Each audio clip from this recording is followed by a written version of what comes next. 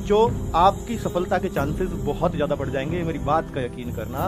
अगर आप मेरी ये बात मान लेंगे तो आपका स्कोर में अद्भुत सुधार दिखेंगे। सर वो कैसे? हम पढ़ते तो रहते हैं, लेकिन वो पढ़ना एग्जाम में काम आ पाएगा या नहीं, या एग्जाम में यूज कर पाएंगे या नहीं, वो सिर्फ तभी जब भी कोई चीज पढ़ रहे हो तो ये सोच करके पढ़ो कि अगर ये क्वेश्चन जो मैं अब पढ़ रहा हूं, मैंने मास्टर से सीख लिया, मेरी समझ में भी आ गया, पर क्या यही क्वेश्चन कल को मुझे संडे के मॉक टेस्ट में दिख जाएगा या रियल एग्जाम जब मेरा जनवरी में होगा उसमें दिख जाएगा, तो क्या मैं इसको कर पाऊंगा?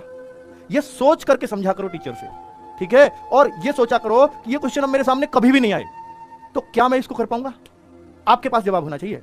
क्या आप इसको सीधा अब देख रहे हो? उसको सीखो ही इस तरह से कि वो आपके सामने अगर मॉक टेस्ट में आ जाए उसके जैसा भी प्रश्न, उसको कर लो। सर ऐसा एक बार में तो नहीं सीख पाते, बहुत सारे बच्चे सोचेंगे। तो बच्चों उसके लिए फिर आप क्या करो कि ठीक है, मैं इन क्वेश्चन सारे ऐसे नहीं होते कि एक बार में नहीं सीख पाते, पर कुछ क्वेश्चन जरूर क्लास में ऐसे होते हैं जिन्हें हम इस तरह से नहीं सीख पाते कि एग्जाम में कर पाए। तो उनके लिए क्या करो कि उनके लिए उन क्वेश्चंस को चिन्हित करो क्लास के दौरान ही कि ये वाला क्वेश्चन दोबारा समझना है। रिकॉर्डेड वीडियो भी है आपके पास, दोबारा मास्टर की चला दो चाबी भर के, ठीक है? लेकिन उसका क्वेश्चन का पीछा तब तक मत छोड़ना कि ये सोच के पढ़ना उसको यही तो आएगा एग्जाम में, यही आएगा मेरे एग्जाम में, यही मिलेगा संडे के मॉक टेस्ट में, इसी को तो सीखना था मुझे। बेटा अद्भुत सुधार होंगे, अद्भुत। ऐसा कोई क्वेश्चन नहीं होता आपके एग्जाम में जो आपके टीचर ने ना पढ़ाया हो, मैथ रीजनिंग वगैरह सब कुछ पढ़ाया हुआ होता है, लेकिन आप उसको उतार नहीं पाते एग्जाम में अपनी बुद्धि से, क्योंकि हमारी उस तरह की प्रैक्टिस ही नहीं होती बच्चों।